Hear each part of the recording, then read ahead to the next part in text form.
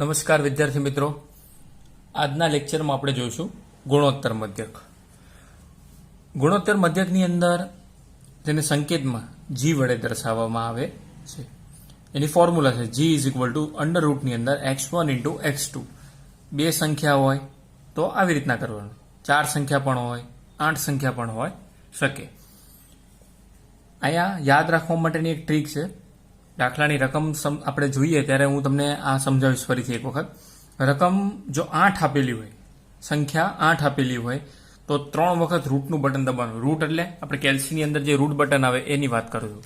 આને route button કહેવાય. Route button કેટલી વાર દબાવવાનું? 3 વખત. સંખ્યા જે પ્રમાણે એ પ્રમાણે કરવાનું. દાખલા તરીકે 4 સંખ્યા હોય તો 2 વખત રૂટ બટન દબાવવાનું. 2 સંખ્યા હોય તો 1 વખત રૂટ બટન દબાવવાનું. હવે કોઈ વખત એવું પણ બને કે આ પ્રકારની સંખ્યા ન આપેલી હોય, એટલે કે દાખલા તરીકે મેં કીધું પ્રમાણે 8 સંખ્યા હોય, 8ના બદલે 7 આપેલી હોય તો શું થાય, 5 આપેલી હોય તો શું થાય, 6 આપેલી હોય તો શું થાય, 3 આપેલી હોય તો શું થાય, એ આપણે દાખલા ગણશું તેવી રીતના સમજતા જશું. પણ પહેલા એવું યાદ રાખવાનું કે જો 8 સંખ્યા હોય તો 3 વખત રૂટ બટન દબાવશું, જ્યાં રૂટ બટન છે. 4 વખત હોય તો 2 વખત રૂટ બટન દબાવશું, અને 2 સંખ્યા હશે તો 1 વખત રૂટ બટન દબાવશું. તો જોઈએ સ્વાધ્યાય 3.3 દાખલા નંબર પહેલો. દાખલા નંબર પહેલાની અંદર તમને દેખાય છે રકમ આપી છે કે નીચેની માહિતી એક વર્ગના 8 વિદ્યાર્થીઓ, 8 થઈ ગયું, આપણને ખબર પડી ગઈ. 8 એટલે કેટલી વખત આપણે રૂટ બટન દબાવવાનું છે? 3 વખત. હવે અહીંયા મેં એવી રીતના આ બધી સંખ્યા લખી નાખી. નીચે ત્યાં દર્શાવેલું છે કે ગુણોત્તર મધ્યકનો ઉપયોગ કરી વાંચેલા પુસ્તકોની સંખ્યાનો સરેરાશ મેળવો, આવું લખેલું છે. તો મેં કીધું એ પ્રમાણે કે 8 સંખ્યા હોય તો કેટલી વખત રૂટ બટન દબાવવાનું? 3. સામે રૂટ પણ એટલા જ કરવાના, 3 રૂટ કરવાના. એમાં બધાને આપણે x1 કહીએ, x2 કહીએ, x3 કહીએ. આપણે સૂત્રમાં જોયું કે 2 સંખ્યા માટે જ કરેલું છે. માનો કે 8 સંખ્યા હોય તો આવી રીતના પદ કરીને બતાવવું પડે.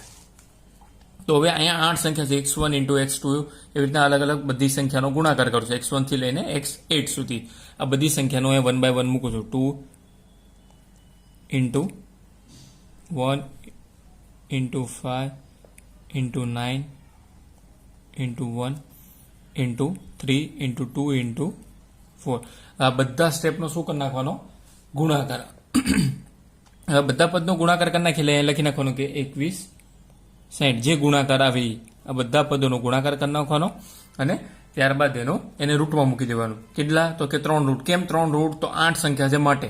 4 સંખ્યા હોત તો આ ટોટલ 1 2 3 4 તો 2 જ રૂટ કરત, અને 2 સંખ્યા હોત તો 1 જ રૂટ કરત. આવી રીતના યાદ રાખવાનું. આ યાદ રાખવાની ટેકનિક છે આની. હવે 21 મેં કીધું એ પ્રમાણે કે 3 વખત રૂટ બટન દબાવવાનું, પણ ડાયરેક્ટ 3 વખત રૂટ બટન દબાવવું નહીં. તો કઈ રીતના કરવાનું? આવી રીતના. દાખલા તરીકે 21 60 આવ્યા, 21 60. તો હવે એનું 1 વખત પહેલા રૂટ બટન દબાવવાનું, એટલે હજી કેટલા રૂટ વધ્યા? 2. તો અહીંયા લખીશું આપણે 46 પોઈન્ટ. આ મેં શીખવાડ્યું એ પ્રમાણે 46.47, એટલે આ 5 અહીંયા કેરી થાય એટલે શું થઈ જાય? 8 આવશે.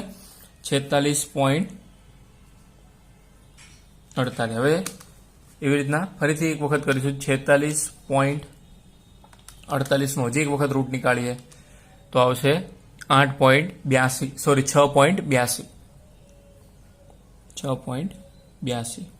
હવે આ 6.82 નું ફરીથી એક વખત રૂટ નીકાળીએ. 6.82 નું રૂટ તો આવશે 2.61. તો આપણે અહીંયા લખીશું 2.61.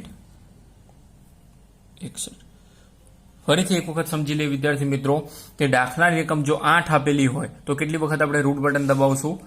3 વખત. 4 સંખ્યા આપેલી હોય તો 2 વખત, 2 સંખ્યા આપેલી હોય તો 1 વખત. અત્યાર માટે આવું યાદ રાખો. જ્યારે આ સિવાયના કોઈ, એટલે આ પ્રકારની રકમ સિવાયના કોઈ પણ દાખલા આવશે ત્યારે આપણે જોઈશું એની ટેકનિક, એની મેથડ અલગ છે. અત્યારે એવું યાદ રાખો કે 8 સંખ્યા હોય, 4 સંખ્યા હોય, 2 સંખ્યા હોય તો કઈ રીતના કરવાનું. 8 સંખ્યા હોય તો 3 રૂટ બનાવી દેવાનું, 3 વખત રૂટ બટન દબાવવાનું. એક સાથે રૂટ બટન નથી દબાવવાનું. જેમ જેમ તમે રૂટ હટાતો જાઓ એમ રૂટ બટન દબાવવાનું છે, સ્ટેપ બાય સ્ટેપ. હવે આ થઈ ગયો 2.61 જવાબ.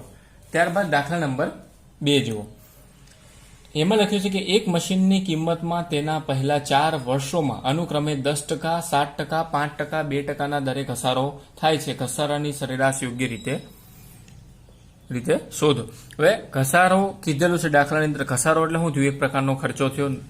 તો આ જે ઘસારો છે એ શું કરવાનું હોય? ટકાવારી 100 રૂપિયા આપેલું છે, એટલે આપણે શું કરી નાખવાનું? એને 100 માંથી બાદ કરવાનું. તો સૌ પ્રથમ પહેલા આપણે કરીશું 100 માંથી 10 બાદ એટલે આવશે 90. આવી રીતના 1/1 બધા કરતું જવાનું. 100 માંથી જ માઇનસ કરવાનું, કેમ કે ટકાવારી કુલ કેટલા લેખે હોય તો કે 100 લેખે. ઘસારો હોય ત્યારે માઇનસ કરવું અને વિકાસ હોય ત્યારે અહીંયા પ્લસ કરવાનું. આ ખાસ યાદ રાખવાનું. ફાયદો થતો હોય ફાયદો, લાભ થતો હોય લાભ તો પ્લસ કરવાનું, અને નુકસાની થતી હોય ઘસારો આવતો હોય તે બધામાં માઇનસ કરવાનું 100 માંથી. આ ખાસ યાદ રાખવાનું. 100 માઇનસ 7 અહીંયા આવશે 93. 100 માઇનસ 5 આવશે 95. એવી રીતના અહીંયા 100 માઇનસ 2 આવશે 98. હવે આ મેં કીધું એ પ્રમાણે જો આપણે અગાઉ જોયું કે અહીંયા 8 સંખ્યા હતી તો આપણે કેટલી વખત રૂટ કર્યા? 3 વખત. તો હવે અહીંયા કેટલી સંખ્યા છે? 1 2 3 4 4 સંખ્યા છે તો કેટલી વખત રૂટ કરીશું? 2 વખત. આપણે અગાઉ અહીંયા ઉપર લખેલું છે 4 સંખ્યા હોય તો 2 વખત રૂટ કરવાનું એવી રીતના. તો હવે આપણે અહીંયા સંખ્યા લખી નાખીએ. 90 ગુણ્યા 93 ગુણ્યા 95 ગુણ્યા 98. તો આવી રીતના ગુણાકાર કરવાનો. 90 નો ગુણાકાર 93 95 98 એવી રીતના ગુણાકાર કરો એટલે આવે 77 92 47 00. હવે આનું એક વખત તમે રૂટ નીકાળો આ પદનું તો આવે 88 27.49 68. બે સંખ્યા લખવી હોય તો અહીંયા 50 કરી શકાય, બરાબર. અહીંયા 50 કરવું હોય તો 50 પણ કરી શકાય. 87.27.49 ના બદલે તમે 88 27.50 પણ લખી શકો કેરી કરવામાં. હવે આનું રૂટ નીકાળી દેવાનું એટલે જવાબ આવે 93.95. હવે આ દાખલાનો જવાબ નથી. આ ઘસારાવાળા દાખલામાં શું કરવાનું? ફરીથી એને 100 માંથી બાદ કરવાનું. તો શું લખીશું આપણે? ખાલી ઘસારા અને વિકાસવાળા દાખલામાં છેલ્લે માઇનસ કરી નાખવાનું. 93.95 એટલે જવાબ આવે 6.05. આ 6.50%. આ ટકાવારી ખાસ લખવાનું. જો ટકાવારી ન હોય તો અડધો માર્ક્સ પરીક્ષામાં કપાઈ જતો હોય છે. ફરીથી એક વખત સમજી લઈએ. અહીંયા 2 રૂટ આપેલા છે. 2 રૂટ મીન્સ કે 4 સંખ્યા હશે તો જ 2 રૂટ થાય. આવું યાદ રાખવાનું. જેટલી સંખ્યા હોય એ પ્રમાણે જોવાનું. 8 સંખ્યા હોય તો 3 રૂટ કરવાના, 4 સંખ્યા હોય તો 2 રૂટ કરવાના. ખાસ યાદ રાખવાનું. પરીક્ષામાં કન્ફ્યુઝન નહીં રહેવાનું. અથવા તો આ વિડીયોને 2-3 વખત તમે જોશો એટલે તમને વધારે આઈડિયા આવશે. હવે ત્યારબાદ જોઈએ આપણે સ્વાધ્યાય 3.3 નો દાખલા નંબર 3. હવે એ દાખલાની અંદર તમને લખ્યું છે કે એક ટેક્સીએ સોમવારે 15 કિમી અને મંગળવારે 254 કિમી. કેટલી સંખ્યા થઈ? 2 જ સંખ્યા થઈ તો એક વખત રૂટ બટન દબાવવાનું. બસ આ સિમ્પલ દાખલો. 8 સંખ્યા હોય તો 3 વખત રૂટ બટન દબાવવાનું, 4 સંખ્યા હોય તો 2 વખત રૂટ બટન દબાવવાનું, અને 2 સંખ્યા હોય તો 1 વખત રૂટ બટન દબાવવાનું.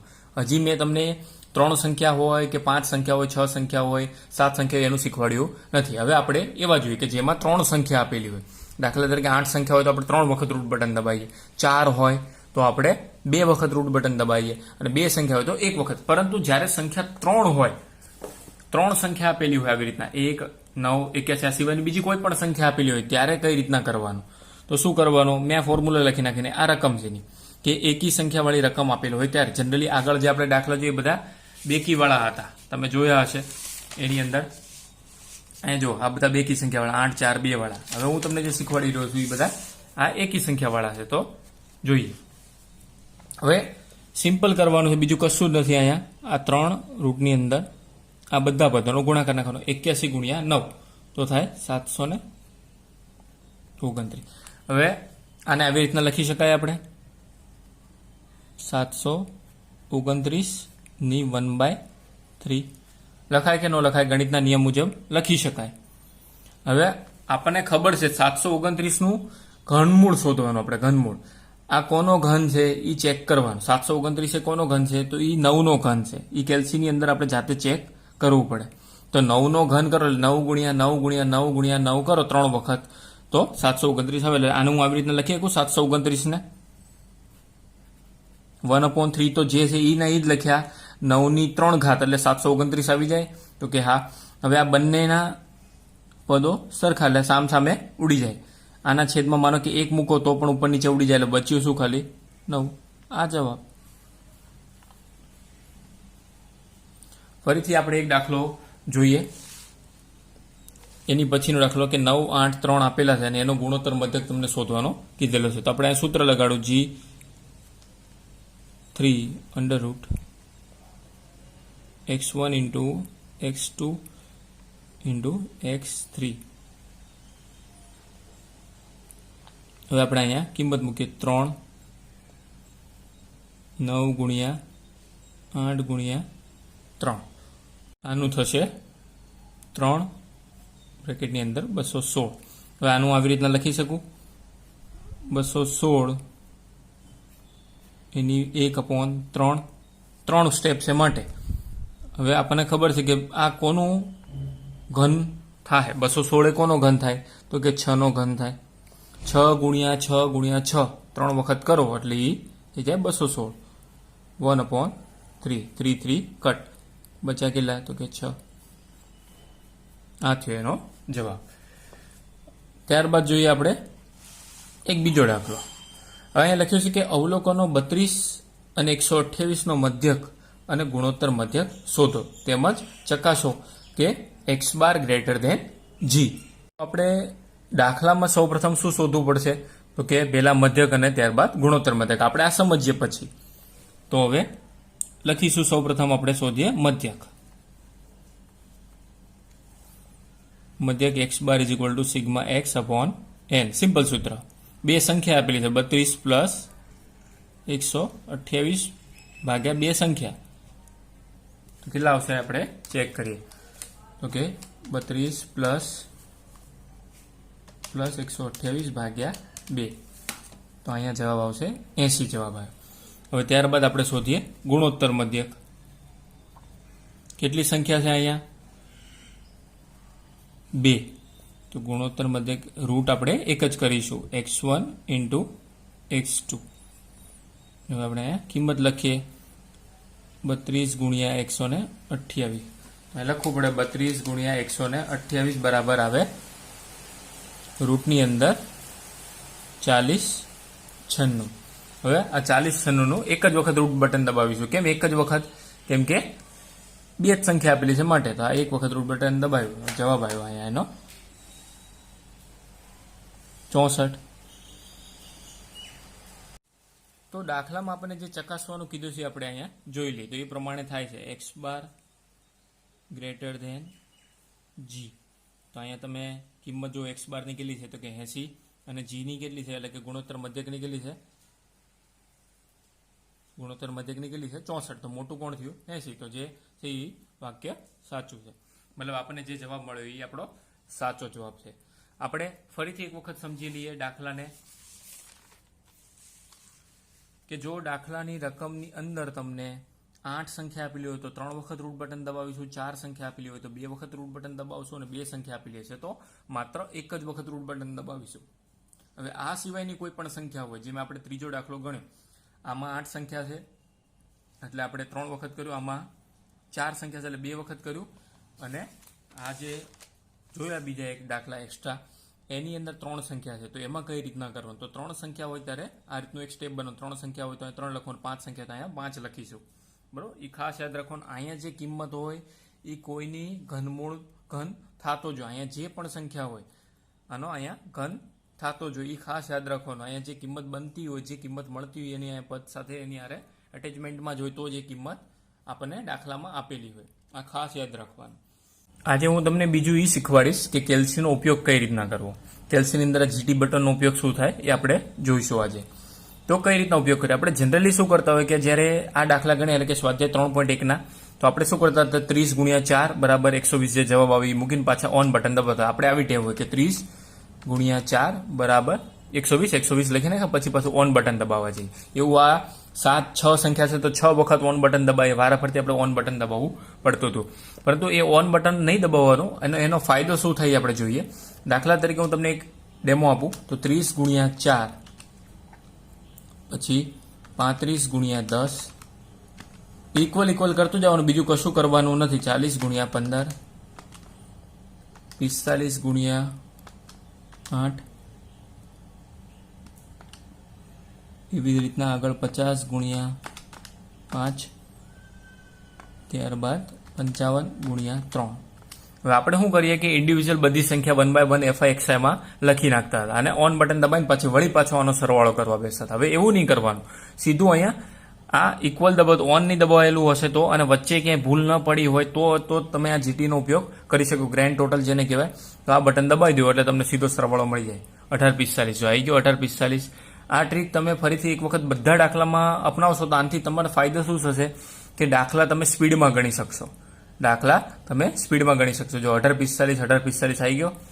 આ વિડીયોને ફરીથી 2 થી 3 વખત તમે જોશો એટલે તમને જીટીનો ઉપયોગ કઈ રીતના થયો એ વધારે ખબર પડશે. સંખ્યાને શું કરતું જવાનું, દાખલા તરીકે આમ સિમ્પલ આપણે એક ડેમો જોઈ કે 55 × 5 આમ ઇક્વલ કરતું જવાનું. ઓન બટન નથી દબાવવાનું.